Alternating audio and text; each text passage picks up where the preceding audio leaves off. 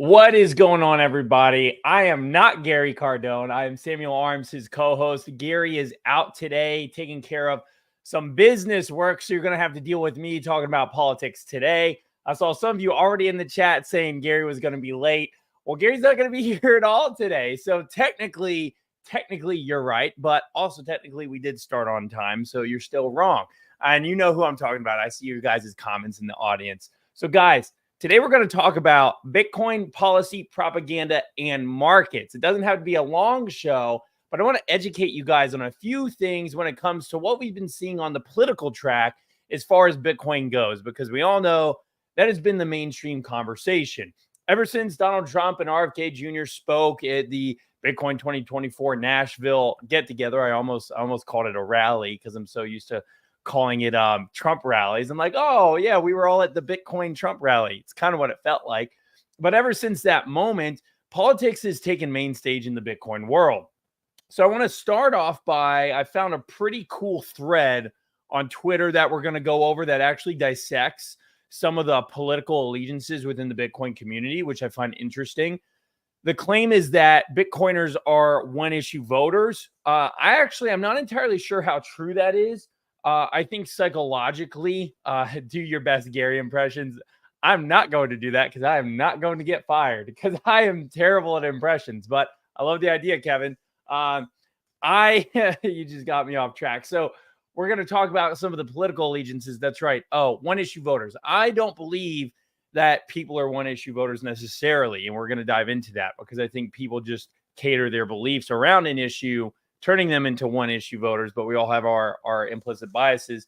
Then we're going to go over some propaganda that I've been seeing, because if you guys have seen some of my stuff on my personal channel or some of the stuff that Gary and I talk about, I love propaganda, which is just a funny way of saying marketing, because really all propaganda is marketing. Marketing from government, marketing from politicians. I mean, McDonald's is great at propaganda, so why aren't our politicians?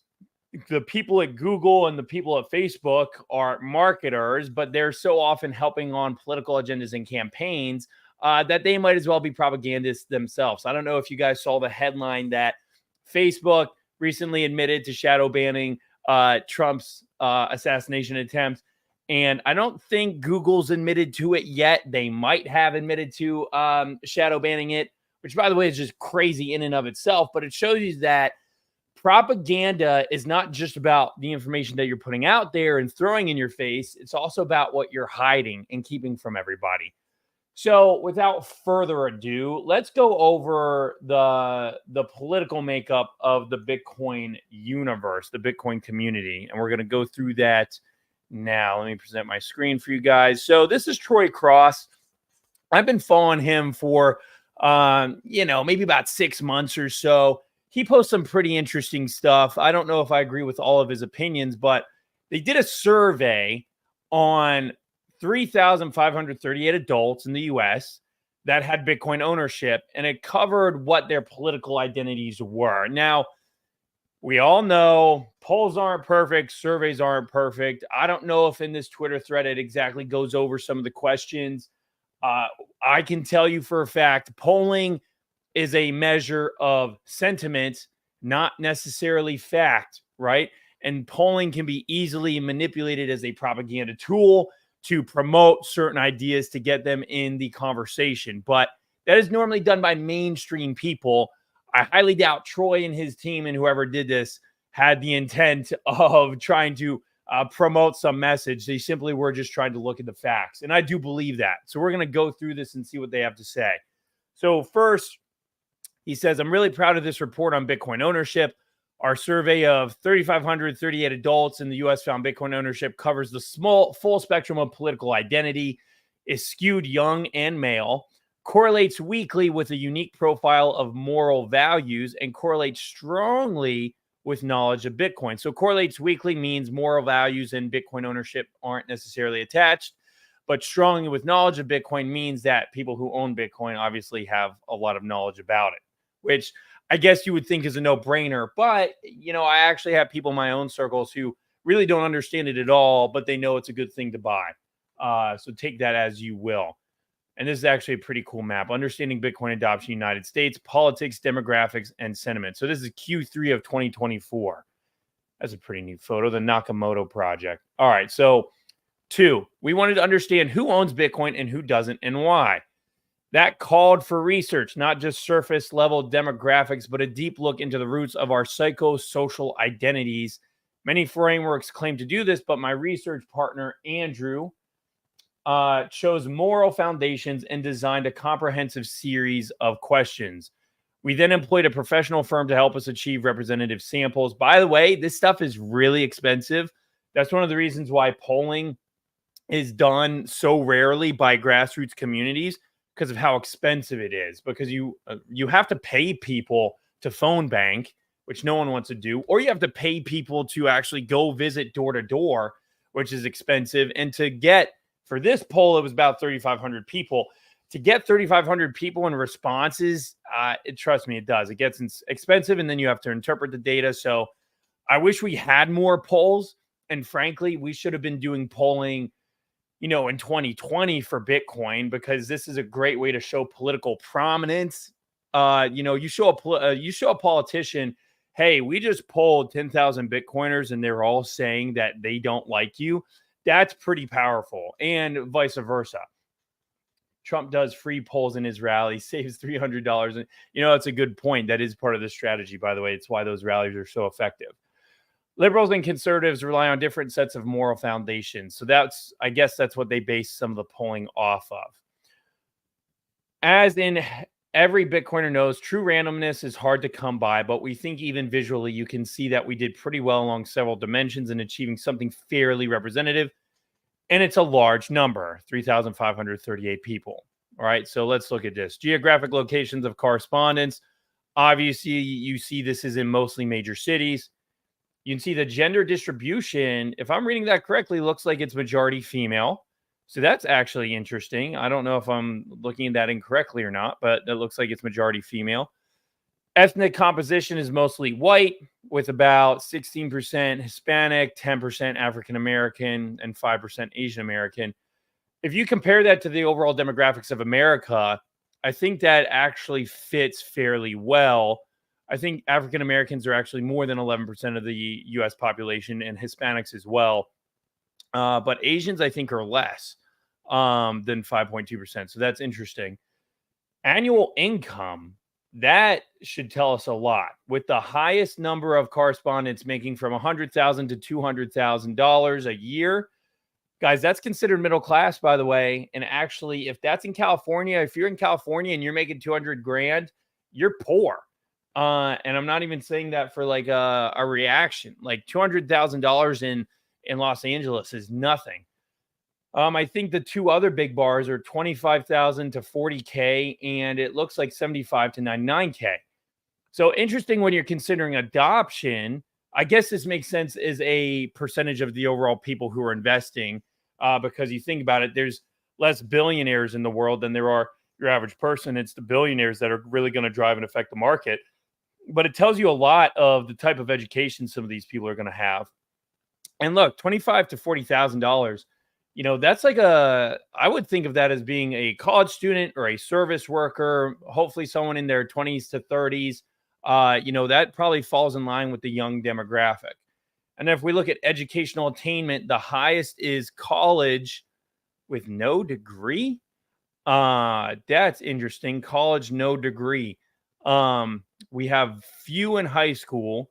We have a huge number of people with just a high school diploma, college, no degree. That's interesting. Does that assume that they're dropouts? So the highest number of Bitcoin owners, as far as educational attainment goes, are people who have attended college but never finished. That's kind of fascinating. Maybe that's a realization that, I don't know, the system's broken and they just opt out altogether, and college was their realization that, hey, this system sucks. I'm going to buy Bitcoin.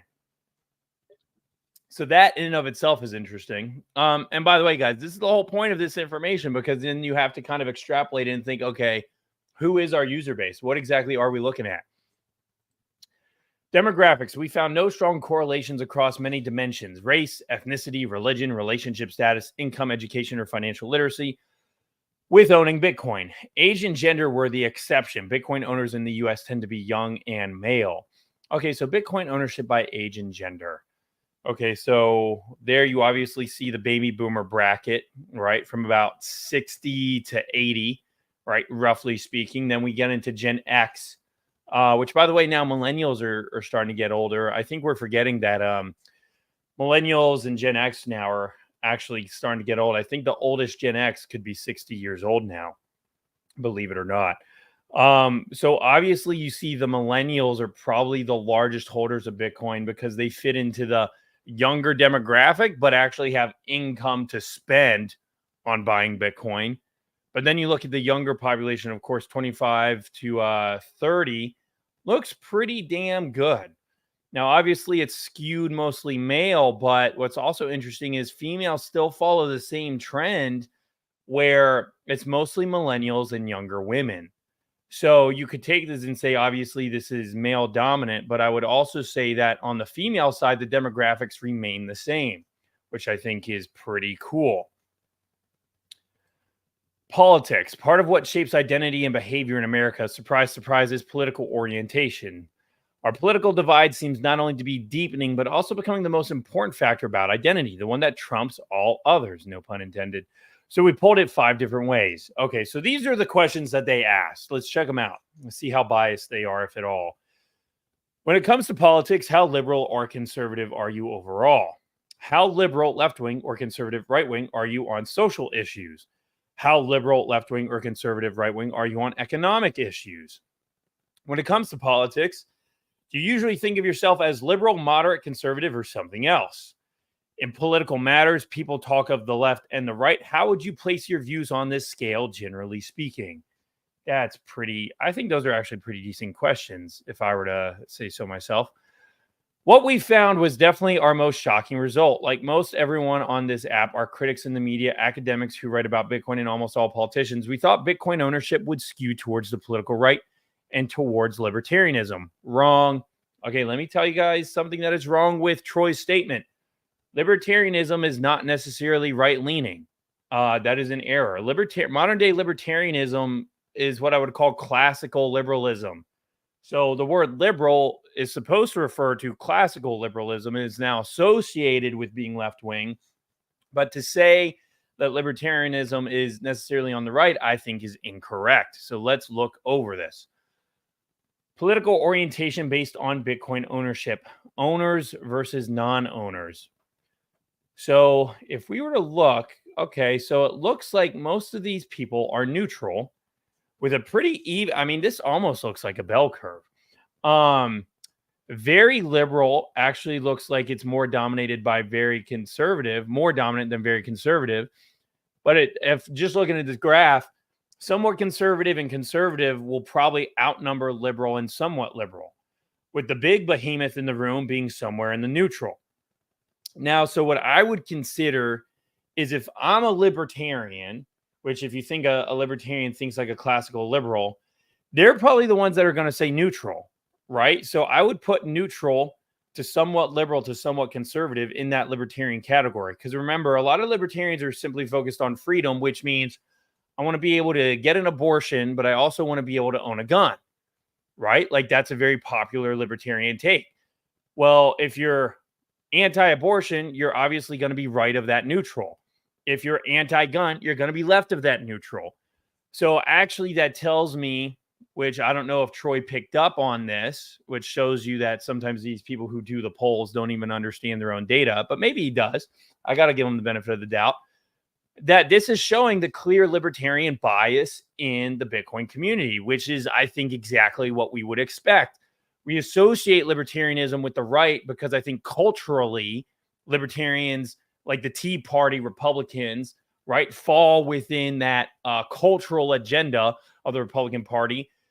But there have been multiple studies over the past, I think, 3 to 4 years now that show that there's kind of this freedom movement. And the freedom movement means freedom from any government rule, law, or regulation at all, which, back to my previous example, is why you're going to have people saying, you know, I am pro-abortion and pro-gun. I think people should be able to do whatever they want to do, right? And because that doesn't fall on the conservative or liberal, all you can say is that you're neutral. You're literally stuck in the middle. So I think this actually confirms the bias of what everyone on Twitter and what everyone generally thinks about the Bitcoin community. All right, let me read some of y'all comments. Yowzer, you said ChatGPT said many women do not like to take risk in life in general, and they have time constraints at home. So little time for crypto research. Reasons why few women are in crypto. I don't know if that's true, but you know, I've heard that argument before.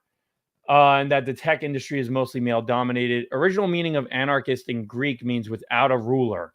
That is true.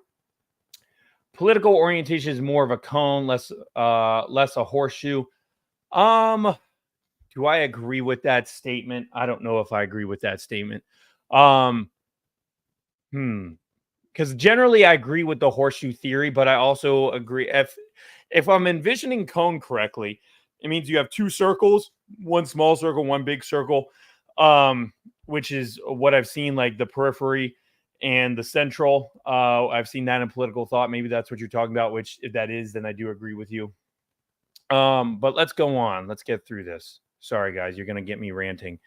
Bitcoin owners looked pretty much like the non-Bitcoin owners in our sample, mostly moderate. See, that is not the take, though. Moderate is the wrong word. Moderate and neutral are not the same thing. If you go out in public and you say, I'm pro-abortion and pro-gun, do you think the American public's going to consider you a moderate? I don't think so. I don't think so at all. So moderate is the wrong term. They were still a bit more prone to the political extremes on both liberal and the conservative than non-owners, statistically significant but small. Let's take a look at that. Is that true? You know, that is kind of true, right? I think that's true because if you're a libertarian, you have to be thinking, okay, well, I'm kind of crazy, right? I'm a little different than everybody else. And my views are a little extreme. It's extreme to say I'm pro-abortion and pro-gun if you're a libertarian. So they probably would be more prone to be like, oh, yeah, I'm super right-wing or I'm super left-wing. And if you really feel like you're in the middle, like this graph really does fit, I think, perfectly within what I would consider libertarian thought if you were a self-identifying libertarian. So this is pretty cool. I just don't know if they're picking up. I don't know if Troy's team is really picking up what I'm putting down. Even stranger was that people who self-identified as very liberal or on a 10-point scale located themselves at the far left were the most likely to own Bitcoin relative to other political identities. Look at this. Look at this. Okay. Bitcoin ownership by political orientation. Very liberal, very conservative. Yeah, so look at that. So this is kind of stating, and it's interesting because, okay, very liberal. I think that's because what do we always hear when you think of liberal, modern day liberal, very progressive? Traditionally, you think that they're okay with spending. So they're socially liberal and socially fiscally liberal and socially liberal. That's what most people think when they hear very liberal, but I'm not sure that's true. I think a lot of modern day people who would identify as very liberal would also just say, hey, I'm actually just pro do whatever I want. Like the pro gun, pro abortion statement that I keep telling you guys. And I think I could even argue that on the conservative side. On the conservative side, you might be, yo, I'm crazy. I just don't want government anything to do with me. Right? Like the hard part about these polls is how the American public identifies themselves. And so what Troy might be thinking of as a very liberal person might not be what the person being polled is thinking of, which I know sounds kind of weird, but I bet you, like at the Bitcoin conference, there were plenty of people there who were like super pro Bitcoin, who would consider themselves very liberal, but maybe they're not even anti-Trump like you think they would be. And they might be very liberal and just say, I'm super liberal on social issues, but they're still fiscally conservative. Right. So that's kind of where some of the gaps in these polls kind of are. Note that the above chart is not saying that more Bitcoiners are very liberal than any other political identity. They're not. Most Bitcoiners are moderates. See, once again, like, what is a moderate? Like, what does that mean? I've always hated the term moderate, by the way. So I'm showing a little bit of my bias here because I think moderate's just a bad term. Hey, Queen, thanks for showing up. Thanks for being here. It's saying that if you randomly pick someone very liberal and randomly pick someone who is moderate, the liberal will be more likely to own Bitcoin. Shows you that Bitcoin, if you're very liberal and very conservative, you are most likely outside of the United States political system. You're outside of what's politically accepted. And that kind of makes sense, right? Because Bitcoin is outside of, well, I used to be able to say that Bitcoin is outside of accepted political thought. Although the fact that Donald Trump was at the Bitcoin conference shows that maybe that isn't true anymore. And I'd be interested to see how this poll changes now, right? If Trump and RFK and maybe what's going on with Kamala potentially trying to reset that relationship changes some of the political identities of the people in this poll. On moral foundations, we knew that liberals and conservatives have distinct profiles. For example, liberals value care more than conservatives, and conservatives value loyalty more than liberals. I'd be interested to see where that comes from. No doubt that's true, but that's interesting. We wanted to see which Bitcoin owners resembled. Turns out it's both. Okay, so owners. So look at this. Cultural liberty. Let's take a better look at this. See if we can interpret this. So this looks like to me that the most important moral foundation principles of Bitcoiners are cultural liberty, which, remember what I've been saying. So cultural liberty is just like that's the socially liberal aspect, right? Socially liberal aspect. So that makes sense. Economic liberty. It looks like Bitcoiners are more interested in cultural liberty than economic liberty, which makes sense. Purity, not so much. Authoritarianism, not so much. Loyalty, not so much. Proportionality, not so much. Equality, yeah. Care, a little bit, right? Care, I wonder what they interpret as care for. Care might be freedom for all. If you're thinking of like a Bitcoin standard or loving Bitcoin, you might be thinking, well, I care about everybody because, it's the fiat dollar system that makes people poor. So this is like, I do care. That's why I'm in Bitcoin. So this kind of, it makes sense to me, actually. It makes sense to me a lot. But Troy's saying that they care about care and loyalty the most, but obviously my biggest takeaway is that they care about cultural liberty the most, economic liberty second.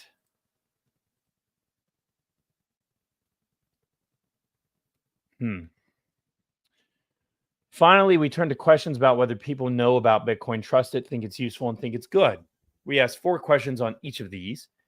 We found that here, Bitcoin owners differ dramatically from non-owners of all political stripes. So finally, we turn to questions about whether people know about Bitcoin, trust it, and think it's useful.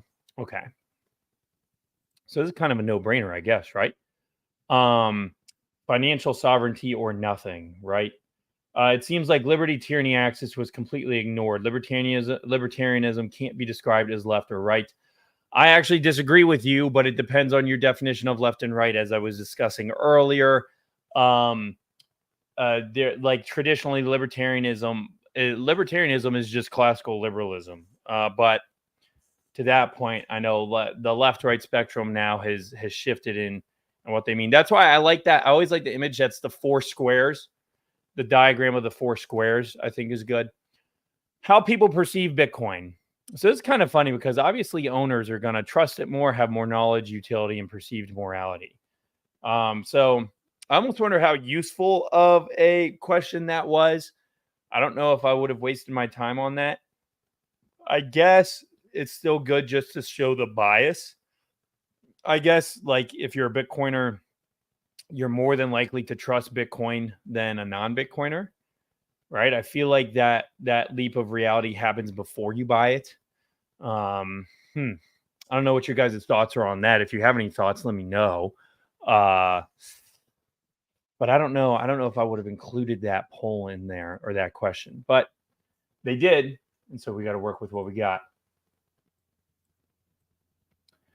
All right. Here, come on, go down. In zooming in on trust and perceived morality, you can really see the stark contrast between those who own Bitcoin and those who don't.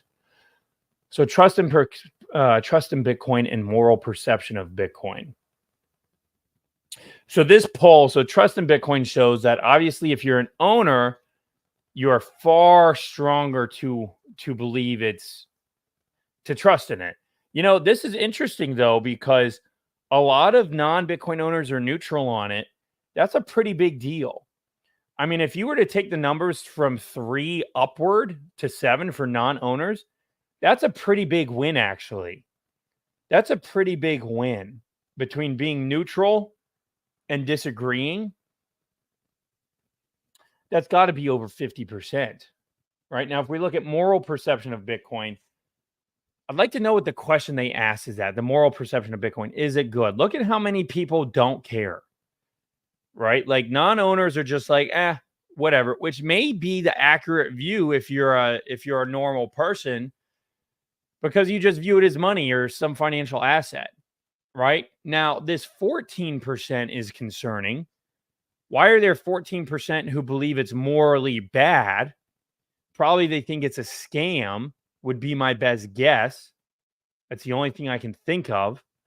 But obviously there's a different look. There's barely any Bitcoiners. Who owns Bitcoin and thinks it's morally wrong? I want to know who those like 2 people were. Come on. Like, what are you doing? I guess that's like, I believe this is morally wrong, but I'm going to make a bunch of money off of it, so I'm going to invest in it. Like that's what 1, 2, and 3 are for the moral people. But everyone else strongly agree. Makes sense to me. These 4 factors, trust, knowledge, utility, and perceived morality, were the strongest correlations in our data with Bitcoin ownership. They also correlated with each other. Here you can see factors compared to moral foundations. So this is similar to the graph we went over earlier. Let's take a look. What do you guys think? So this is showing that perceived morality, utility, knowledge, trust are the biggest outliers of Bitcoiner ownership, more so than any of these other issues. If you look at authoritarianism, loyalty, proportionality, equality, purity, economic liberty, cultural liberty, normal people agree with Bitcoiners quite a bit. But when it comes to trust, knowledge, utility, and perceived morality, Bitcoiners take that leap of faith. I think the most important thing is that perceived morality. So I think that's kind of where you get the Bitcoin maxi crowd. You see that opinion where if you hold on to it, you do perceive yourself as in the moral right, morally correct. That is definitely kind of when you see cultish or religious like behavior. I'm not using that in a negative tone, by the way. I'm not saying that as an insult. But when you start believing that your morality is attached to something that you own, that's really what starts to separate you as a community.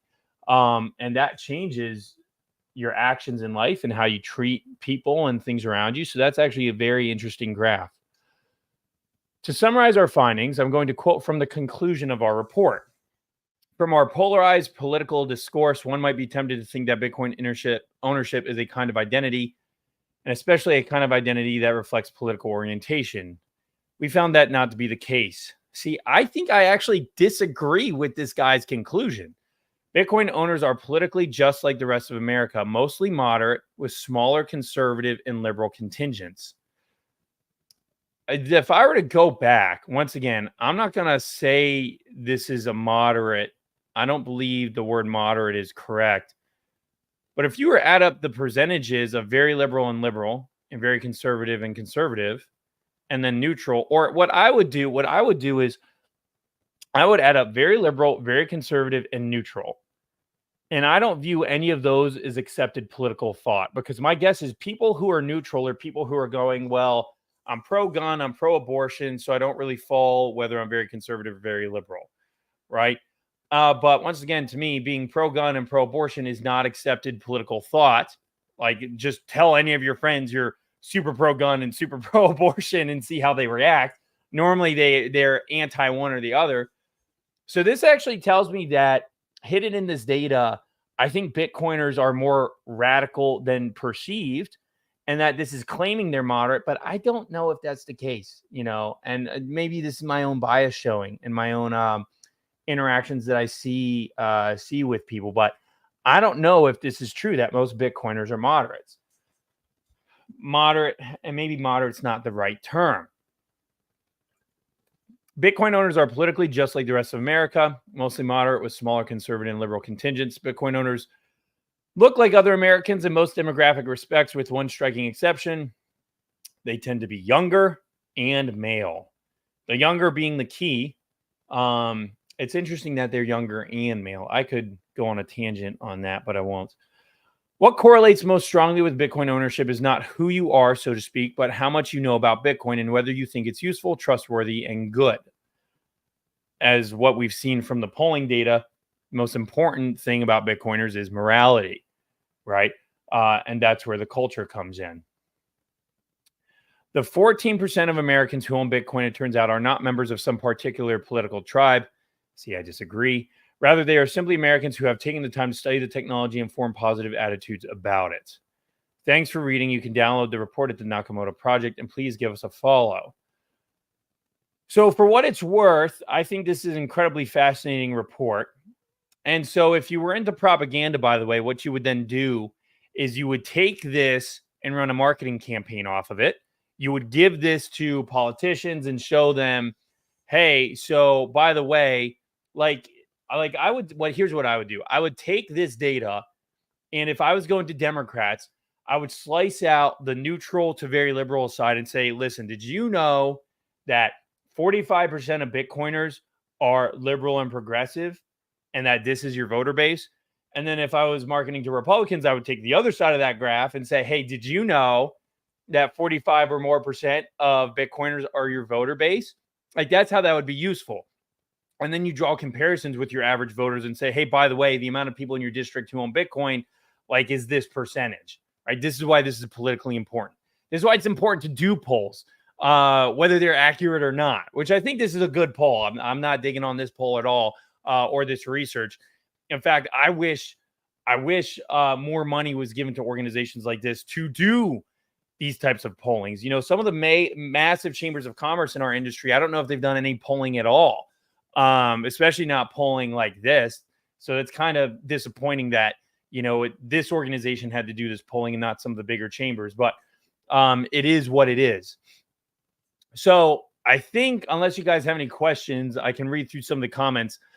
This is a good segue into some of the propaganda that we've been seeing about Trump and JD Vance, which I want to talk about today. Now, I actually think Trump's pick of JD Vance is a good pick. A lot of people disagree with me on that, and that is perfectly okay. But I think JD Vance is actually a pretty decent pick for the vice presidential candidate. But I want to point out some of the propaganda that you're going to be seeing about JD Vance, specifically around calling him weird, right? And listen, if you're a Democrat or Republican, obviously this is going to be from the Republican point of view. That's the side that I'm taking. But propaganda is all the same. Both the right and the left do it. Corporations do it. Banks do it. The Federal Reserve does it. Our government does it. So when we're looking at propaganda, I'm going to be having a specific viewpoint. But I don't want you to go, okay, so Sam has this bias. This is why he's pointing out this type of propaganda, which could be true. But what I want you to do is I want you to go, oh, so this is how propaganda works. I'll give you guys a quick example before I dive into this. Back in 2016, I was just reading through all these political articles, and it was a trend for about a week that Americans weren't sleeping enough. So every day I was reading articles that were stating the Americans don't sleep enough. Not sleeping enough is bad for your health. Here's what happens to you when you don't get enough sleep. The effects on the economy of not having enough sleep. Can no sleep shorten your lifespan? Can no sleep cause war? Just inundated for about a week and a half of articles on the New York Times, the Washington Post, on Real Clear Politics, all about how Americans aren't sleeping enough. Well, come to find out, a year later, I thought it was weird at the time, but I didn't put two and two together. A big pharmaceutical company was launching a drug that helped you sleep. And they launched it right after or during all these articles talking about how Americans don't sleep enough. That is propaganda, right? But I had no idea. It took me a year to figure that out. And I just got lucky. I was reading and someone did some investigative reporting and I was like, wow, like I didn't buy the drug, but I thought, I was like, wow, Americans have a sleeping problem. That's crazy. Well, I don't know if Americans have a sleeping problem more so than anybody else, but I was being manipulated into believing that, hey, there's a huge issue. Oh, we have a product to fix that. And so that's the lens that you should be looking at when I go over some of this stuff. Because I really, even though I am, quote unquote partisan and that I have my beliefs, I don't want you guys to walk away and just ignore what I'm saying, because I think this is actually really valuable information for you to learn about propaganda, how it works, and like see what the mainstream is doing. I'm going to pull up a video for you guys. Let's check it out here. And this is going to be on propaganda around J.D. Vance and his campaign. Okay. Let me just switch over a few things here. Okay, perfect. There we go. Kamala Harris called young people stupid and is against cryptocurrency. Yeah, that wouldn't surprise me at all. All right, guys, so let's watch this. Let me know if you can hear the audio. I can always turn it up. Make sure it's turned up. If you can't hear it, tell me in the comments, because I don't want you guys to miss any of this. But let's watch this. Some of what he and his running mate are saying, well, it's just plain weird. These guys are just weird. That's who they are. As weird and creepy as J.D. Vance. Super weird idea from J.D. Vance. Yeah, it's not. I mean, it's quite weird. Just plain weird. Just plain weird. Just plain weird. That stuff is weird. They come across weird and then they start being weird. Yeah, they're weird. Being a really weird. He's such a weirdo. Donald Trump and his weirdo running mate are weird. Deeply and profoundly weird. They are weird. These Republicans just being weird. It's just weird. It's really weird. Republican weirdness goes even deeper. He said a lot of things that are weird, a weird style that he brings, weird policies. Let's start with the weird thing, because it is a thing. Just plain weird. What was weird was his talking about Diet Mountain Dew. Who drinks Diet Mountain Dew? You ever seen the guy laugh? That seems very weird to me, that an adult can go through 6.5 years of being in the public eye. If he has laughed, it's at someone, not with someone. That is weird behavior. Weird and cultish. These are weird people on the other side. He kind of doubled down on his weird ideas. I think weird is probably generous. Simply weird. These guys are just plain weird. Vance as weird? As the campaign said, weird. It really is just plain weird. J.D. Vance, plain weird. I mean, I don't know how else you could read it. Weird. It is kind of weird. We're not afraid of weird people. The other side, they're just weird. Why are you being so weird? Vance has done something more extreme, more weird. No matter what kind of weird stuff they keep saying. Trump and Can you Vance believe this is are still just going? weird, in addition to being dangerous to democracy. That's the weird part that's the most engaging. Whom he addressed as my beautiful Christians, which was super weird. Weird tech bro, J.D. Vance. He's a weird guy. J.D. Vance, uneasy and sort of weird. Frankly, for lack of a better word, that he's weird. Sarcastic remarks that aren't even funny, and he kind of shows that he can't really deliver a one-liner. So, Sam, weird is the word here in terms of initial impressions from Vance to the American public. All right, guys. So what do you think the theme of that thing was? What was the theme there? Like, do I really need to point it out? Is it that hard? So that is propaganda. Propaganda is always top down, and it tries to appear grassroots, which is why they call it astroturfing, because astroturf is fake grass. So anytime you hear the term astroturfing, it's when political propagandists try to make something seem like it's ground up, which is like all the Kamala Harris memes of her being cool, even though they were obviously done by a marketing company. So seeing that compilation of weird is what? It's doing what Saul Alinsky says to do, which if you read his book, Rules for Radicals, it's about freezing a person and giving them an identity. So what they're trying to do with JD Vance, which might be easy. Maybe the guy looks weird to some people. I think he looks like a very average Joe, but some people might think he looks weird. But they're trying to say he's weird.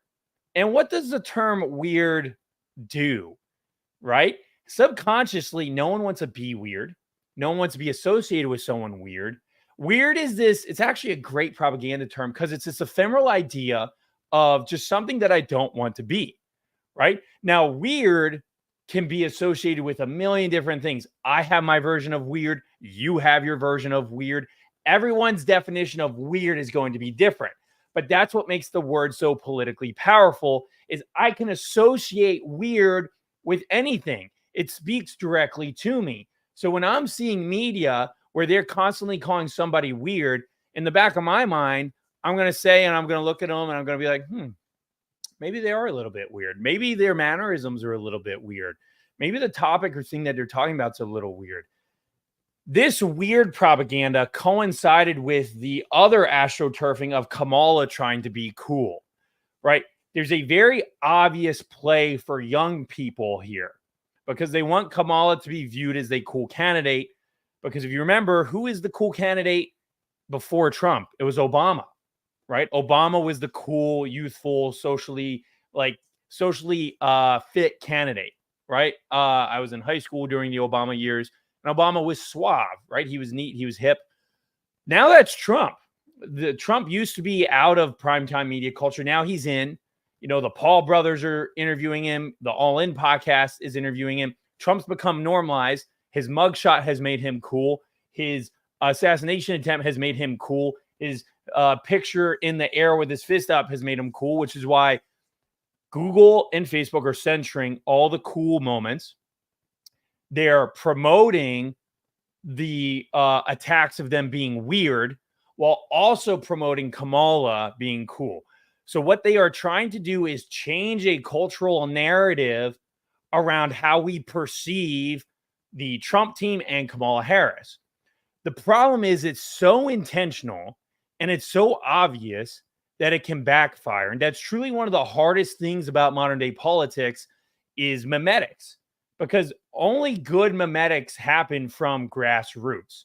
It is very hard to have top-down memetics, meme culture, because what are memetics? When I say memetics, it's the most condensed form of idea. That's what a meme is. And that's what rules the day in politics. Trump is famous in 2016 for being like the meme king, right? And some people credit the memes for helping him spread his ideas and be so successful. But on the Kamala side, like the memes of Kamala are her cackling laugh, are her sounding stupid on stage, her classic phrase, like overcoming what you are has been like, I can't even say it. It's so dumb. I don't even remember, right? Like all the natural organic memetics are of Kamala being stupid and dumb, kind of being like this cackling woman, which no one in America likes. Like, if you notice, by the way, she doesn't laugh anymore. So that's also planned. I don't know why she laughed to begin with, but she probably because she didn't have to worry about anything. She was just vice president, but she doesn't laugh anymore. But now there's this whole turn, and they're using JD Vance as an avenue to promote the Republicans being weird ticket. Now, of course, you're seeing already some backlash. The fact that I showed you that, guys, that video shows you that people are already aware that this is obvious propaganda. And if it's obvious propaganda, you know, that means it's not good propaganda. However, we're in our bubble on Twitter, right? I don't know what boomers are watching. I don't know what other people are watching. I've been on TikTok. I've seen some of the Kamala Harris TikToks, and they're not well done. They don't have good share ratios, even though those are probably propped up. You know, the meme that they're trying to go with doesn't seem to be working.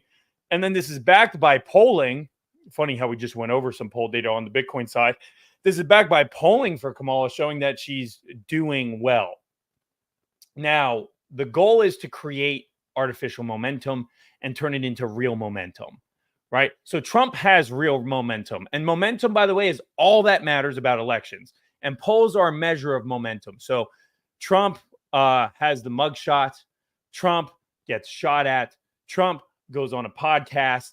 He's cooler. You ride that momentum. All the meanwhile, Biden stumbles, fumbles, does bad in the debate. Biden's now crushed. Biden's out of the picture. Because it was all about Biden, Kamala never had any real chance to build up her own momentum. So they've got to spike it now because you've got 100 days till the election cycle. So 100 days till the election cycle, not enough time to have organic momentum because there's no clips of Kamala Harris being cool or relatable, right? She's not a very relatable person at all. So you have to essentially fake that humanity. You have to fake her momentum, and that's exactly what we're seeing right now. Now, the key is how successful it will be. I'm not entirely sure, right? You can kind of tell how fake some of it is. Like you just feel it in your gut. It does not feel natural. But that's in our bubble. You know, there's 5 to 10% of the population who are swing voters who this stuff is geared toward affecting. And those 5 to 10% of people often aren't relying on their own views on how to vote with. They're relying on the perception of everybody else because they normally want to vote with the crowd. And that's what this propaganda is really going after. It's going after the people who would rather just be with the crowd and vote along with whatever's cool than go with whatever their actual instinct or their own morality is. Although maybe I shouldn't say that because their own morality is linked to whatever the crowd is. Let me read some of y'all's comments just to see if y'all think I'm off base. But the brainwashing is true, Wisteria, but keep in mind, like this happens every day, you know, and I'm subject to it. You're subject to it. I hope I'm not coming down as talking down to anybody because like I have my own propaganda that I receive that affects how I think. Just how I was giving you guys the big pharmaceutical example earlier, right? Like that hit me. That won me over for a year. I didn't take the drugs, but I was like, oh, wow, Americans have a sleeping problem. What? Had no clue. No clue. So what does that say about my intelligence level, right? Kamala or Trump, it's all part of the circus show. It's all distraction. You know, people say that all the time, but I actually don't think so. I do think there's something bigger. Hawk Tua Harris 2024. The Hawk Tua girl, though, I think is a Republican, believe it or not, though. And you see that in some of the social circles that she's hanging around with. But so the Hawk Tua girl is a good example of a actual grassroots meme. And then something that, and by the way, so the Hawk Tua girl is a grassroots meme, but you're going to see her fade away because now it's being publicized by corporate media. So she's not going to be as cool anymore. So from here on out, her celebrity is going to fade away. She hit her apex. She had her moment. We probably won't see her much on from here. I could tell her fame was going away was that she was at the Bitcoin conference. I was like, oh, okay, she's hit her niche. Now she's trying to expand to some crowd who might find her cool, but I don't know how successful that was for her. And I'm not trying to be negative. I'm just trying to look at it objectively. But yeah, organic isn't happening. It feels all very forced. And the feeling is really what matters. The feeling is really what matters, guys. So my lesson to you today is Gary will be back tomorrow, right? So you won't have to deal with just me tomorrow talking politics. Gary and I will be back tomorrow. We might be able to talk more about markets, which is not my specialty at all, right? And you guys know that. That's why anytime Gary and some of our other people like Chris, I just kind of sit there and listen. Because I am not a good trader. Well, I'm a hodler, so I just buy and hold to a fault.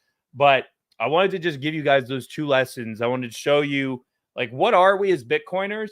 What is that showing in the polling from the one poll that's been done? Once again, really kind of depressing that there's only been one big, strong poll. You would think some of these bigger organizations would have done more polling, but they have not. But then on the flip side, propaganda, right? And if you can learn how to spot propaganda or feel it, sense it, I mean, talk about critical thought. You will soon be able to decipher just everything around you, from ads to talking points to everyday conversation. You'll hear, I mean, now if you're talking to your friend, and let's just say they're Democrat or they're left wing or progressive, see how many times they say the word weird in some of their descriptions of describing maybe Trump or JD Vance or any Republican. See if they take on the language that they're being fed, right? Because that's how you tell, okay, so this person is receptive to this form of propaganda. You can also tell what they're watching and what news outlets they're watching based on if their verbiage is changing. So that's kind of the takeaway that you guys should have. And that's like a real world discipline that you can use. Once you figure out what the propaganda is, you can see how people around you are using it or regurgitating it. And that tells you a lot about that person and what they're receptive to and what they're watching. And it will hopefully make you more hyper aware of not only the bubble that you're in, but it'll make you hyper aware of the world around you and maybe even reevaluate your own version of your own propaganda and see what you can do to change. So that's all for it today, guys. I'm going to end it there. What do Gary and I say at the end of each episode? Go do something nice. Don't tell anybody about it. I definitely need to do that. Gary's always telling me to do it. He's always telling you guys to do it. Hopefully you're doing it. It could be something as simple as returning a shopping cart or helping somebody at Publix. Or if you don't have Publix because you're not in the great state of Florida, whatever grocery store you have that is not as good as Publix, go help somebody out and don't say anything about it, because you should be wanting to be a good person just because being a good person is good, not for the social clout. So I appreciate you guys hanging out with me, even though I'm not Gary. We will see you tomorrow, and then we'll be having our Twitter Spaces again Thursday. So I will talk to you then, and we will have a good, grand old time.